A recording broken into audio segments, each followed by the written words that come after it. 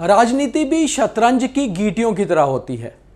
अगर आप दूसरे की चाल ना समझ पाएं तो कहीं ना कहीं मात हो जाती है। चाहे फिर आप जब डील कर रहे हों अपने अलायंस पार्टनर से या विरोधी से। ऐसा ही कुछ कांग्रेस के साथ हो रहा है। कांग्रेस नेशनल कॉन्फ्रेंस के साथ अलायंस तो कर चुका है, मगर पेच कहीं ना कहीं फंसता जा रहा है और मामला सुलझ ही नहीं रहा कि आखिर कांग्रेस को किस दिशा में जाना है। नमस्कार, आप देख रहे हैं द न्यूज रूम 24 आवाज। मैं हूं दीपक खजूरिया। बात आज करते हैं नेशनल कॉन्फ्रेंस और कांग्रेस में फिर फंसा है पेच, और ये पेच अब क्यों फंसा है ये हम आपको विस्तार से समझाते हैं। सबसे पहले नेशनल कॉन्फ्रेंस और कांग्रेस ने बहुत जल्दबाजी में अलायंस कर लिया प्री पोल, यानी कि चुनावों से पहले ही दोनों पार्टियां आपस में गठबंधन पर विचार करके एक हो गई, ताकि विरोधियों को मौका ना दिया जाए संभलने का। कांग्रेस का ये जो बाजी थी ये बहुत ज़बरदस्त थी। राहुल गांधी आनन फानन में कश्मीर पहुंचे, फिर जम्मू आए, उमर अब्दुल्ला और फारूक अब्दुल्ला से मिले, मल्लिकार्जुन खड़गे भी साथ थे और सब कुछ डिसाइड करके दिल्ली निकल गए।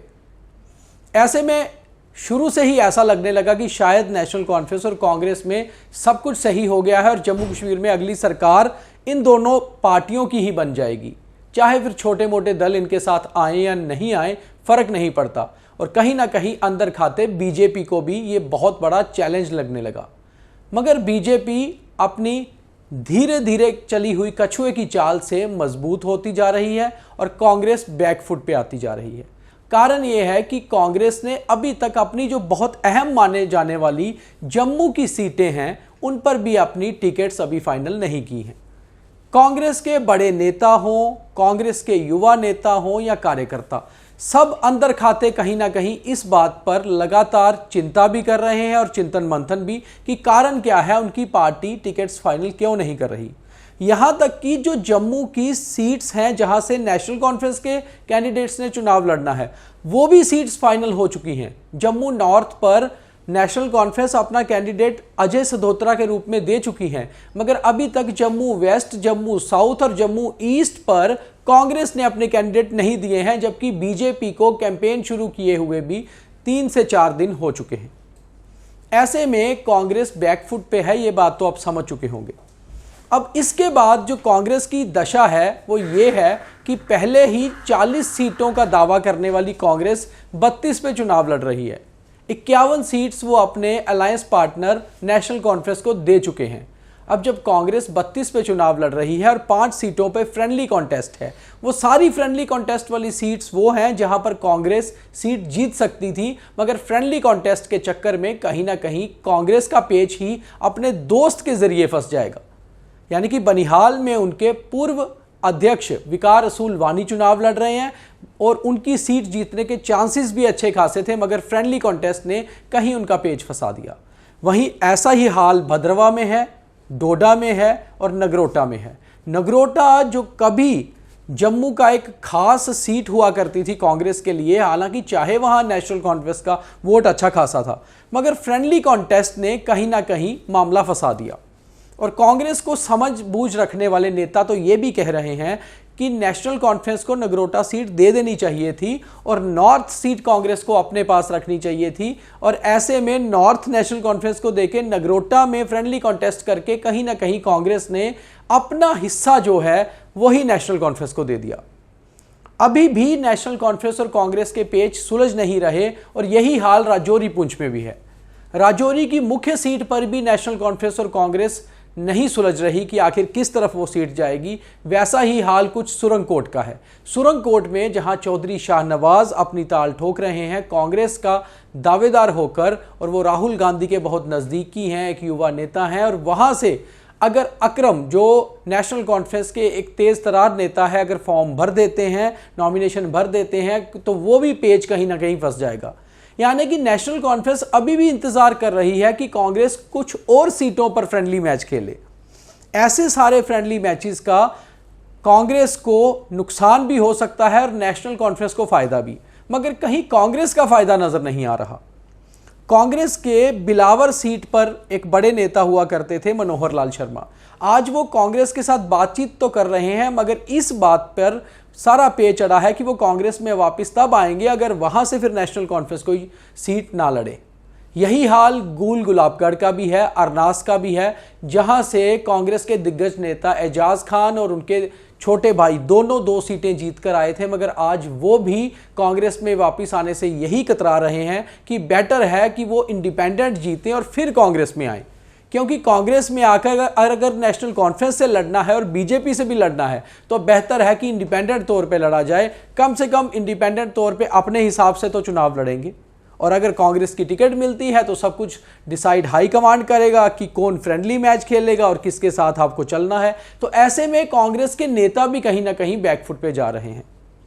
कांग्रेस और नेशनल कॉन्फ्रेंस में जो पेच फंसा हुआ है वो अभी सुलझने का नाम नहीं ले रहा। इसी बीच कांग्रेस के जम्मू के जो नेता हैं वो लगातार आंखें लगाए बैठे हैं केंद्र के अपने कमांड की ओर, यानी कि हाई कमांड की ओर, कि आखिर सीट कब अनाउंस होगी जम्मू के ज़िले की।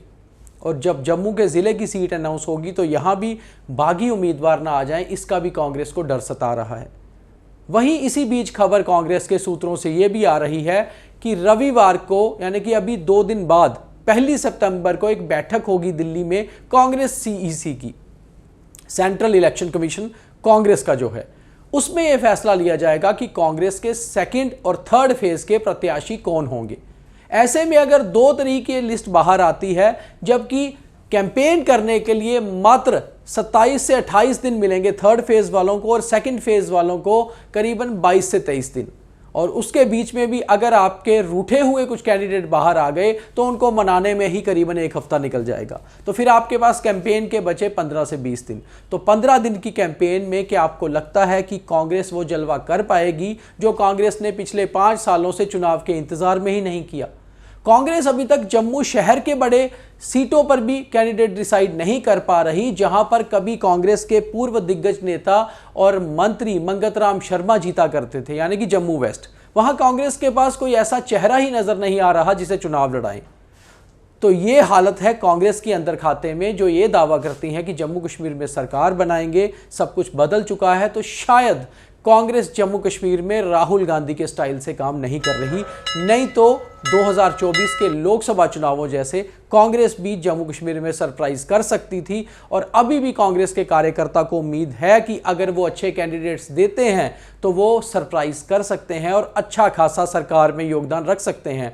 मगर कहीं ना कहीं उन्हें लग रहा है कि जम्मू कश्मीर के बड़े नेता या कांग्रेस के दिल्ली में बैठे हुए कुछ सलाहकार और नेताओं ने खुद ही कांग्रेस की पीठ पे छुरा घोंप दिया है। और सबसे पहले तो नेशनल कॉन्फ्रेंस के साथ जो अलायंस किया है उसी में कांग्रेस 2nd पार्टनर होकर रह गई है, और कांग्रेस फ्रेंडली खेलने के चक्कर में बहुत सारी सीटें ना गवा दे, और कहीं ऐसा ना हो कि जब रिजल्ट आए तो कांग्रेस के पास इतना नंबर ही ना हो कि वो अपना डिप्टी चीफ मिनिस्टर भी मांग पाए अगर सरकार बनाने की बारी आती है तो। नहीं तो कहीं जो प्री पोल अलायंस है ये पोस्ट पोल होते होते सब कुछ बदल ना जाए, ऐसा भी बहुत कुछ मुमकिन है। तो कांग्रेस कहीं ना कहीं बैकफुट पे आती जा रही है इलेक्शन से पहले ही। अब इसमें कांग्रेस को चिंतन मंथन करना होगा, और अभी भी समय है, समय रहते अपने फैसले सही लेने होंगे। नहीं तो कांग्रेस इस चुनाव में जो बीजेपी को कड़ा मुकाबला देने की बात कर रही है, कहीं वो बात में ही खत्म ना हो जाए। उम्मीद है आपको हमारे कार्यक्रम अच्छे लगते होंगे। हम कोशिश करते हैं कि बहुत सारे राजनीतिक सूत्रों से बात करके ही खबर आपके तक पहुंचाएं, और काफ़ी सारा जो कंटेंट है वो हम खुद ही क्रिएट करके आपके पास भेजते हैं, ताकि कॉपी और पेस्ट वाली बात ना रहे और आपको भी सुनने में मज़ा आए और चीज़ भी सही हो। तो आप हमारे कार्यक्रमों को ज़्यादा से ज़्यादा शेयर करिए, लाइक और सब्सक्राइब भी करिए, यूट्यूब पे हमें, फेसबुक पे फॉलो करिए, ताकि आपके पास इन चुनावों की अच्छी डिटेल्स, अच्छा कंटेंट पहुंच पाए। मुझे और मेरी टीम को इजाज़त दीजिए। लगातार आप देखते रहिए द न्यूज़ रूम 24 आवाज़। धन्यवाद।